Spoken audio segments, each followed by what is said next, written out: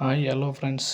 நாம் இப்போ இந்த வீடியோவில் எதை பற்றி பார்க்க போகிறோன்னா, தமிழகத்தில் அரசு பள்ளியில் இருக்கக்கூடிய ஆசிரியர்களுக்கான காலி பணியிடங்கள் எவ்வளோ பணியிடங்கள் இருக்குது அப்படின்ற விஷயம் தற்போது செய்தித்தாளில் வெளிவந்திருக்கு. அதை பற்றி முழு விவரத்தை பார்க்கலாம் இந்த வீடியோவில். தற்போது அரசு பள்ளி ஆசிரியர்களுக்கான பொது மாறுதல் மற்றும் பதவி உயர்வு கலந்தாய்வு கடந்த ஜூலை 1 முதல் 31 வரை நடைபெற்றது.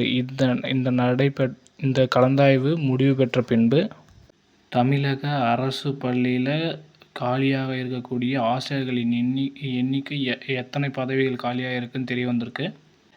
10,000க்கும் மேற்பட்ட ஆசிரியர் பணியிடங்கள் காலியிடங்களாக இருக்கிறதுன்னு தெரிய வந்திருக்கு.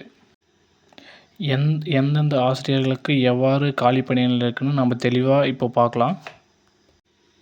அதில் 5,786 இடைநிலை ஆசிரியர் பணியிடங்கள் காலியாக இருப்பதாக தெரிவித்திருக்காங்க.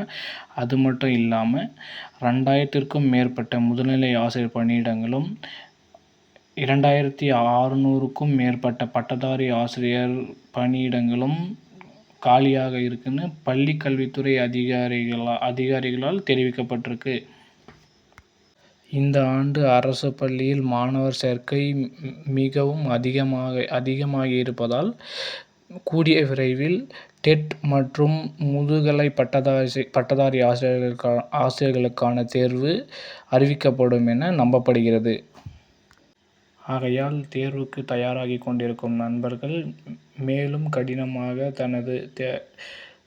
கடினமாக உழைத்து தேர்வுக்கு தயாராகுமாறு தெரிவித்துக் கொள்கிறேன்.